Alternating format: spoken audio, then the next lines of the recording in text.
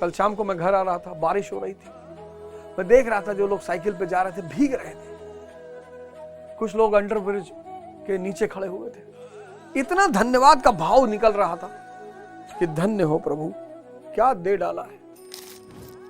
China gate में डाकू जगीरा, सत्या में भाऊ, कैसे मारता भीखू मात्रे को गले लगा के। दुर्योधन मूर्ख भी नहीं, मूढ़। मुन्ना त्रिपाठी और ललित, बदलिए, साधना पथ पर चलिए, इंडस्ट्रियलिस्ट बनिए, आईएएस बनिए, पीसीएस बनिए, डॉक्टर बनिए, इंजीनियर बनिए, सब बनिए, लेकिन संत डॉक्टर बनिए। जैसे गुरु गोविंद सिंह जी कहते हैं ना, संत योद्धा, ऐसे आप संत doctor, Sant engineer, Sant member of parliament. जय हिंद फ्रेंड्स, गुरुदेव भगवान के चरणों में सादर प्रणाम, सादर नमन, सादर वंदन। अब गुरुदेव भगवान ने गीता के, अब देखो भैया, गुरुदेव भगवान कहने पे नोटिस मत भेज देना। आजकल लोग बात बात पे नोटिस भेज देते हैं कि आपने ऐसा कैसे कह दिया, आपने वैसा कैसे कह दिया। अरे कुछ जन कल्याण का काम करो, लोगों का जीवन बनाओ, और नोटिस पोटिस भेजने के चक्कर में मत पड़ा करो। कुछ जिंदगी सुधारो लोगों की, कुछ जीवन में योगदान दो। तो गुरुदेव भगवान ने तीसरे अध्याय में 71वें पेज पे लिखा कि जीवन का मतलब जो साधना पथ पर चलकर परम तत्व परमात्मा की प्राप्ति में लग जाए। लेकिन इसका मतलब यह कदापि नहीं है कि ये जो जीवन है इसमें वो हिस्सेदार ना रहे, बिल्कुल रहे। मैं बार बार इस बात को कहता हूं, जैसे गुरु गोविंद सिंह जी कहते थे, संत योद्धा, संत योद्धा। दाढ़ी, सिखों की दाढ़ी और सिखों के बड़े बाल। तो मुगलों ने सवाल किया कि ये आपके लोग दाढ़ी और बड़े बाल, बोले ये संत हैं, लेकिन चूंकि दुनियावी राजा धर्म को चला नहीं पा रहा है, चूंकि दुनियावी राजा धर्म की रक्षा नहीं कर पा रहा है, इसलिए इन्हें योद्धा की भूमिका भी निभानी पड़ रही है। तो ये कौन है? ये संत योद्धा है।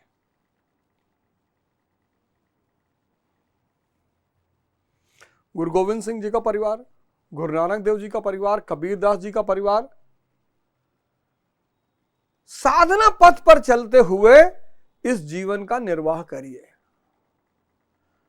आश्रम, ब्रह्मचर्य, शिक्षा का आश्रम, गृहस्थ, बहुत बड़ा आश्रम, बहुत बड़ा। आप वो पिक्चर देखिए मूवी में तुलसी तेरे आंगन की। गृहस्थ बहुत बड़ा आश्रम है। आजकल लोग नहीं रह पाएंगे, वो संभव भी नहीं है उनके लिए, क्योंकि एक तरफ बुजुर्ग होते हैं, एक तरफ बच्चे होते हैं। बच्चे नटखट होते हैं, बुजुर्ग चिड़चिड़े होते हैं, और दोनों को लालन पालन करने के लिए धैर्य की आवश्यकता होती है। इसलिए गृहस्थ आश्रम में सबसे बड़ी जिस चीज का विकास होता है वो है धैर्य। वानप्रस्थ में आपके पास धैर्य है तो ध्यान लगने लगेगा, साधना होने लगेगी, और फिर अंतिम चरण में आप मोह बंधन सबसे छूट जाएंगे, और वहीं से संन्यास आश्रम, और फिर महापरायण। बड़ा प्यारा सूत्र है चारों आश्रमों का, बहुत प्यारा। मृत्यु क्या है? प्रकृति में भटकाव। कितना बढ़िया डेफिनेशन दिया उन्होंने। जीवन, मृत्यु। कहा मन चंचल है, भजन में नहीं लगेगा। उसका सिद्धांत मैंने आपको बताया कि मन का भोजन है बेहोशी। अब आप गौर करना, अगर आप चाहते हो आपका जीवन बदल जाए तो आप गौर करना, जहां जहां आप भाग रहे हो बस गौर करना उस पर, वो चीजें आपको बेहोश कर रही होंगी। तो करना क्या है? होश साध लेना है, बेहोशी खत्म। सांस पर आ जाना है। संकट कटे मिटे सब पीरा, जो सुमरे हनुमत बलबीरा। क्या सूत्र लिखा हुआ है, कहीं जाने की जरूरत ही नहीं है। संकट कटे मिटे सब पीरा, और जो सुमिरे हनुमत बलबीरा। संकट ते हनुमान छुड़ावे, मन क्रम वचन, तीनों से। संकट ते हनुमान छुड़ावे, मन क्रम वचन ध्यान जो लावे।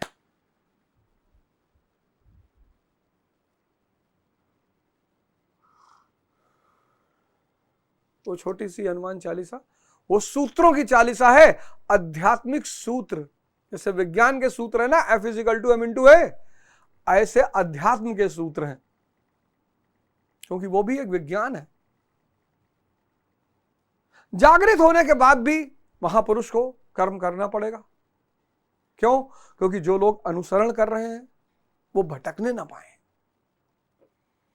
वो देखें कि अरे यार गुरु महाराज बताओ, यार गुरु महाराज। कहते हैं लोग आश्रम में कि भैया गुरु महाराज 4 बजे दर्शन पे आ जाते हैं, ठंडक में, गर्मी छोड़िए, 100 साल की अवस्था होने जा रही है। 3 बजे उठना, 4 बजे तैयार होके दर्शन के लिए आ जाना, सुबह 8 बजे प्रवचन के लिए पहुंच जाना। तो कर्म करना आवश्यक है, लेकिन यहां जो कर्म है अब वो कर्म नहीं है, वो धर्म है बेसिकली। जागृत व्यक्ति धर्म आबद्ध, चेतना धर्म, चेतना धर्म के विपरीत जा ही नहीं सकती, जाएगी ही नहीं। तो अगर आप चाहते हैं कि आपका जीवन आनंदमय हो जाए, माया की इस दौड़ में अगर कोई आपकी रक्षा कर पाएगा तो वो है ध्यान, साधना। नहीं तो आप जो घटनाएं घटते हुए देख रहे हो ना, इसका विभत्स रूप हो जाएगा, विभत्स, बहुत गंदा रूप हो जाएगा। मैंने कहा पिछले वीडियो में कि आज जो जनरेशन बड़ी हो रही है, अगर वो ध्यान साधना नहीं करेगी तो अगला कोरोना की जो लहर आएगी 5 साल बाद, वो आधे देश को साफ कर देगी, क्योंकि आंतरिक शक्ति बचेगी ही नहीं। तो आप सबको आमंत्रण है, सबको, कि ध्यान के रास्ते पे आइए, साधना के रास्ते पे आइए। और फिर हम लोग देखते हैं 26वें श्लोक में गुरु भगवान क्या कहते हैं। तो 26वें श्लोक में गुरु भगवान कहते हैं कि ना बुद्धि भेदम जनयद ज्ञानम कर्म संज्ञाम जोशयत कर्माणि विद्वान युक्ता समाचरा।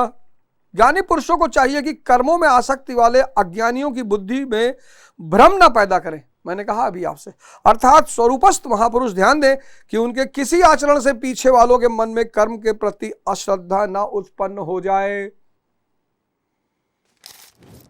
कबीर दास जी जिंदगी भर चद्दर बुनते रहे, जिंदगी भर।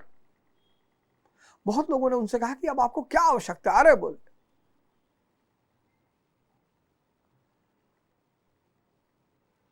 गोरा कुम्हार, संत रविदास, क्योंकि जो लोग पीछे चल रहे हैं उनमें भ्रम ना पैदा होने पाए। उस व्यक्ति को कर्म की कोई जरूरत नहीं है,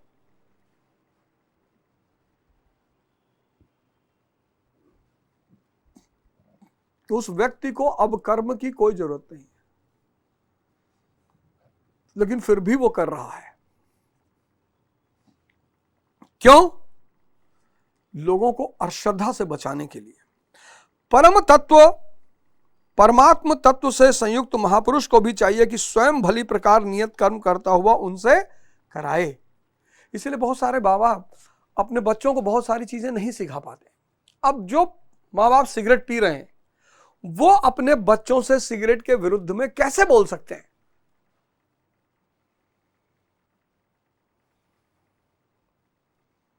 जो सुबह 9 बजे उठ रहे हैं,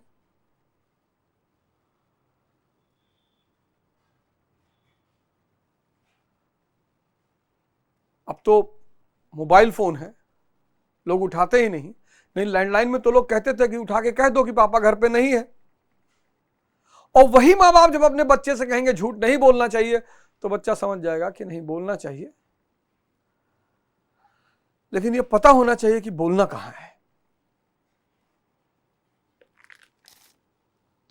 यही कारण था कि पूज्य महाराज जी वृद्धावस्था में भी रात के 2 बजे ही उठकर बैठ जाएं, खांसने लगें, 3 बजे बोलने लगे, उठो मिट्टी के पुतलों। सब उठकर चिंतन में लग जाएं तो स्वयं थोड़ा लेट जाएं, कुछ देर बाद फिर उठकर बैठ जाएं। कहें तुम लोग सोचते हो कि महाराज सो रहे हैं, किंतु मैं सोता नहीं, श्वास में लगा हूं। वृद्धावस्था का शरीर है, बैठने में कष्ट होता है, इसी से मैं पड़ा रहता हूं। लेकिन तुम्हें तो स्थिर और सीधे बैठकर चिंतन में लगना है। जहां जब तक तैलधारी के सदृश श्वास की डोरी ना लग जाए, तैलधारी एकदम सीधे, देखो इशारा कर दिया, जब तक तैलधारी के सदृश श्वास डोरी ना लग जाए, क्रम ना टूटे, अन्य संकल्प बीच में व्यवधान उत्पन्न ना कर सकें, तब तक सतत लगे रहना साधना साधक का धर्म है। मेरी श्वास तो बांस की तरह स्थिर खड़ी है। कर दिया इशारा। इतना पकड़ो, इतना सांस को 24 घंटे पकड़ो, इतना पकड़ो कि वो बांस की तरह एकदम सीधी खड़ी हो जाए, तैल धारा के सदृश।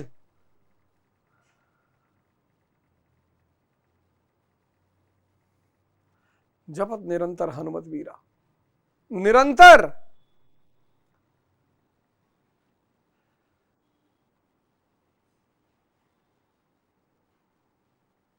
सोचो कितना बड़ा विज्ञान है, हैं?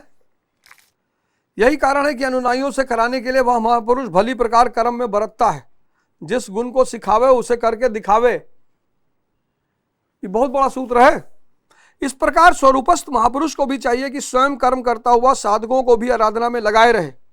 साधक भी श्रद्धापूर्वक आराधना में लगे, किंतु चाहे ज्ञान योगी हो अथवा समर्पण भाव वाला निष्काम कर्म योगी हो, साधक में साधना का अहंकार नहीं आना चाहिए। यह एक बहुत बड़ी बात है। एक्चुअली क्या होता है ना, एक बार क्या हुआ, एक युवक को मोहम्मद साहब ने सुबह सुबह उठाया फजर की नमाज पढ़ने के लिए कि चल भाई फजर की नमाज पढ़ ले, बड़ा बड़ा प्यारा इंसिडेंट है। तो ले गए अपने साथ। तो जब नमाज पढ़ के निकले दोनों लोग, तो भी सुबह ही थी, तो उस लड़के ने कहा कि ये लोग कितने पापी हैं जो अभी तक सो रहे। अरे उन्होंने, मोहम्मद साहब ने कहा ये क्या बोल दिए तुम? अरे भैया जाओ, भैया जाओ, भैया जाओ, मुझे फिर से जाके नमाज पढ़नी पड़ेगी, क्षमा याचना करना पड़ेगा। अहंकार सिर्फ माया का ही नहीं है,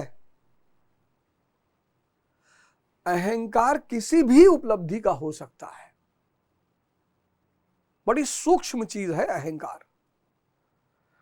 अहंकार सिर्फ पद का नहीं होता कि मैं कलेक्टर, मैं मंत्री। अहंकार सिर्फ माया का नहीं है, मैं अरबपति। अहंकार यह भी हो सकता है कि मैं ध्यानी, मैं साधक, बाकी सब पापी। यह भी अहंकार है। जिस भी चीज से मैं को तुष्टि मिलती हो, मैं, इस पर ध्यान दीजिएगा, जिस भी चीज से मैं को तुष्टि मिलती हो, वह अहंकार को बढ़ा रहा है। आप सुबह 3 बजे मंदिर पहुंच गए जल चढ़ाने के लिए, आपने सोचा मुझसे बड़ा पुजारी कोई नहीं, सबसे पहले मैं आया हूं। अहंकार है।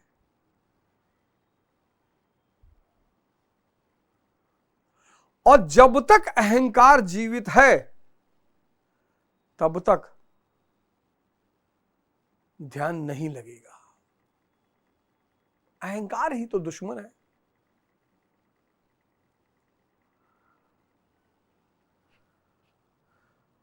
जब तक अहंकार है तब तक बुद्धि है, और बुद्धि के 3 रूप हैं। कुटिल बुद्धि, मिर्जापुर में आपने देखा ना अखंडानंद त्रिपाठी को, कुटिल बुद्धि। चाइना गेट में डाकू जगीरा, कुटिल बुद्धि।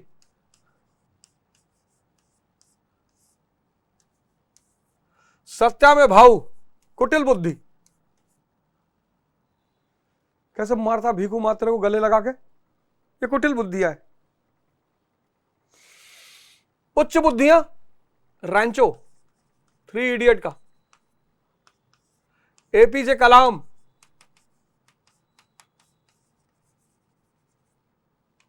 डॉक्टर अंबेडकर, ये उच्च बुद्धियां हैं। मूढ़ बुद्धि, मूढ़, दुर्योधन मूर्ख भी नहीं, मूढ़। मुन्ना त्रिपाठी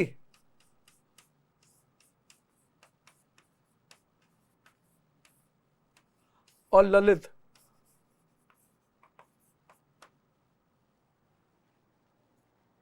मन, बुद्धि, अहंकार, ये सब बुद्धियां ही हैं। बुद्धि से जो पार चला गया, गुरु नानक देव जी, कबीर दास जी, बुद्धि क्या बन गई? सेविका बन गई। तुलसीदास, बुद्धि क्या बन गई? सेविका बन गई। रामदास जी, सूरदास जी, रविदास जी,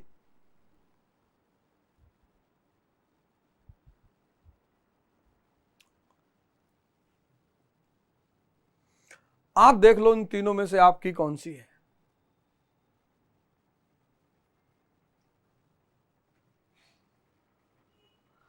आप देख लो इन तीनों में से आपकी कौन सी है।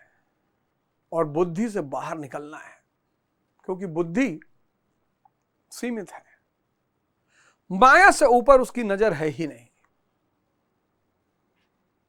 मन सीमित है, माया से उसकी ऊपर नजर है ही नहीं। अहंकार, माया के बाहर ये तीनों देख ही नहीं सकते। और इन तीनों के जोड़ का नाम है मैं फलाने, मैं धमाके, मैं जगधर। अहंकार से बचना चाहिए। और अहंकार बहुत सूक्ष्म है, पद का भी है, पैसे का भी है, परमात्मा का भी है, त्याग का भी है। कि हमने 1 करोड़ रुपया छोड़ दिया, 1 करोड़ पे लात मार के चले आए। जब लात ही मार दिए तो आप काहे याद कर रहे हो? अहंकार बहुत सूक्ष्म घटना है, बहुत, उसको पकड़ना बहुत बड़ी बात है। कर्म किसके द्वारा होते हैं, उसके होने में कौन कारण है, इस पर सिर्फ कृष्ण प्रकाश डालते हैं कि कर्म करता कौन है। 26, 27 कर्म कौन करता है? प्रकृति क्रियमाणानि गुणे कर्माणि सर्वशः अहंकार विमूढ़तमा कर्ता हमति मन्यते। आरंभ से पूर्ति पर्यंत कर्म प्रकृति के गुणों द्वारा किए जाते हैं। एक नई बात, आरंभ से पूर्ति पर्यंत तक, मतलब साधना की शुरुआत से साधना के अंत मुक्ति तक कौन करता है? प्रकृति के गुण करते हैं। इनबॉक्स करिए इसको, क्वेश्चन मार्क लगाइए वहां पे। किए जाते हैं। फिर भी अहंकार से विशेष मूल पुरुष मैं करता हूं, मैं ध्यान कर रहा हूं, मैं साधना कर रहा हूं, मैं तपस्या कर रहा हूं। आप कुछ नहीं कर रहे हो, आप हो ही नहीं, करोगे कैसे? 17 जनवरी 1972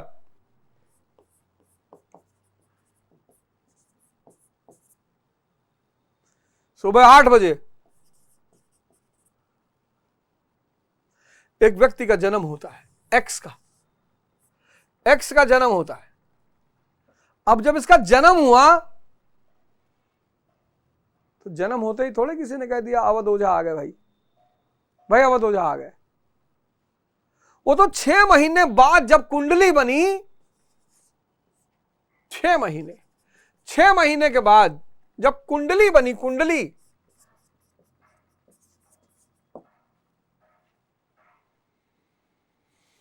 तब नाम रखा गया। तो 6 महीने तक यह व्यक्ति कौन था? कोई पैदा होता है तो पैदा होते लोग कहते हैं भैया देखो सचिन तेंदुलकर आ गए, भैया सुनील गावस्कर आ गए, भैया डॉन ब्रैडमैन आ गए। वो जो व्यक्ति जन्मा वो कौन है? और बाली समय रवि भक्ष ली हो तब तीनों लोक भयो अंधियारो। बाल समय व्यक्ति अपने ज्ञान के रूपी सूरज को निगल लेता है, भूल जाता है।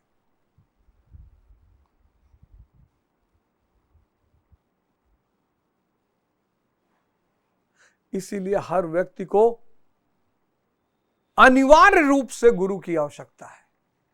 अनिवार्य रूप से, अनिवार्य है, चाहिए ही। श्री गुरु चरण सरोज रज निज मन मुकुर सुधारो, बरनो रघुबर बिमल जस जो दायक फल चारा। बुद्धिहीन तन जान के तुलसी हर नाम सुधा तज सठ हट पियत विषय विष मांगे। हमारा भी यही हाल था भैया, हम दूसरों को क्या कहें। तुलसी हरि नाम सुधा तज सठ हट पियत विषय विष मांगे। हरि नाम को छोड़कर विषय की कामना। आपको जो जरूरत है वो मिल जाएगा। हनुमान जी भगवान राम की शरण में है, तो हनुमान जी को जो भी जरूरत है तुरंत, अभी मर्सिडीज, हवाई जहाज, पैलेस सब, उनको तो गैलेक्सी मिल जाए। यहां आदमी तड़प रहा है, स्कोडा से चल रहा है, स्कोडा से, और तड़प रहा है मर्सिडीज के लिए।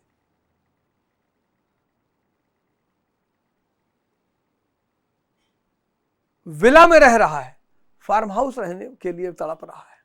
आदमी की अगर तुम कंडीशन देखो, स्कोडा में चल रहा है, स्कोडा में, मर्सिडीज के लिए तड़प रहा है, विला में रह रहा है, फार्म हाउस के लिए तड़प रहा है,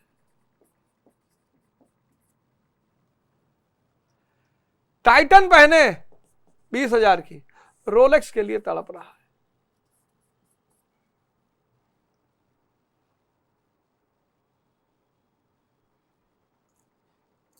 एडिडास पहने लुई विट्टन के लिए तड़प रहा है।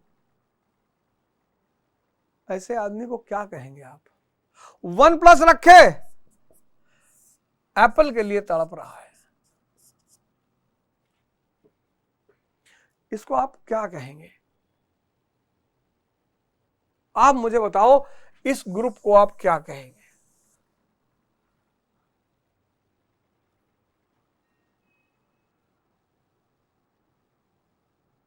बस आज सारी समस्या की जड़ इसी डायग्राम में है। तो आप कर्म नहीं करते हैं। प्रकृति के गुण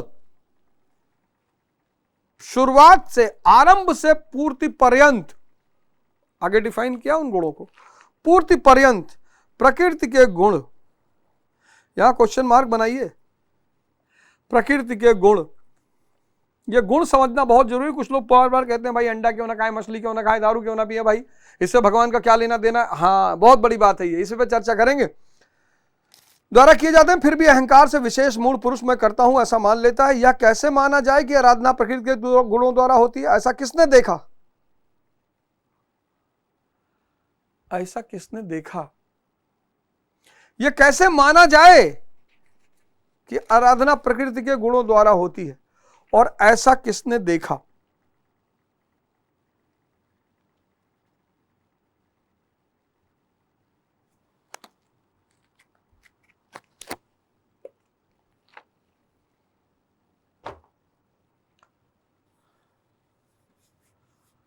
ये कैसे माना जाए कि आराधना प्रकृति के गुणों द्वारा होती है, और ऐसा किसने देखा? सत्व रज तम, इन तीनों गुणों की चर्चा भगवान अगले श्लोक में करते हैं। मेरी बात मान लीजिए, यथार्थ गीता ने मेरे पूरे जीवन को एक नई दिशा दे दी, बचा लिया। मुक्ति मिलेगी नहीं मिलेगी ये सब मुझे नहीं पता, ये सब तो मुझे पता ही नहीं। कब मिलेगी, 4 लाख साल बाद मिलेगी, 10 लाख साल बाद मिलेगी, 50 करोड़ साल बाद मिलेगी, वो सब मुझे नहीं पता। लेकिन मैं आपको बताऊं, मैं दुख से बच गया।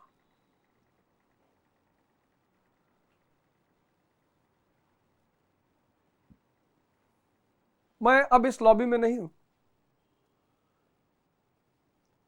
कल शाम को मैं घर आ रहा था, बारिश हो रही थी, मैं देख रहा था जो लोग साइकिल पे जा रहे थे भीग रहे थे, कुछ लोग अंडर ब्रिज के नीचे खड़े हुए थे। इतना धन्यवाद का भाव निकल रहा था कि धन्य हो प्रभु, क्या दे डाला है। ये घड़ी एक मित्र ने दे दी थी टिसॉट की, धन्यवाद का भाव है। इससे महंगी और अच्छी घड़ी दुनिया में हो ही नहीं सकती। हर वो चीज जो परमात्मा ने आपको दे रखी है और जो बहुतों को नहीं दे रखी है। बहुत लोग हैं जो घड़ी नहीं लगाते, और टिसॉट की तो वैसे भी नहीं लगाते। धन्यवाद करिए। सिर्फ स्वस्थ हैं आप, स्वस्थ स्वस्थ। 5 पत्ता नीम, 1 पत्ता गिलोय, 5 पत्ता तुलसी, इसको सुबह उबालिए और पीना शुरू करिए। हफ्ते में 3 दिन। डैंड्रफ फैंड्रफ जितना है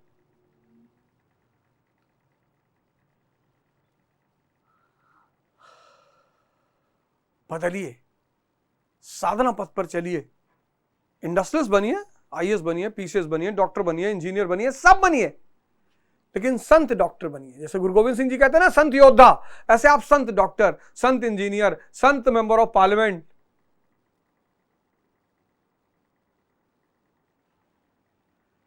अपने जीवन को स्वर्ग बनाइए, अपने परिवार के जीवन को स्वर्ग बनाइए, समाज के जीवन को स्वर्ग बनाइए, देश को बनाइए, विश्व को बनाइए।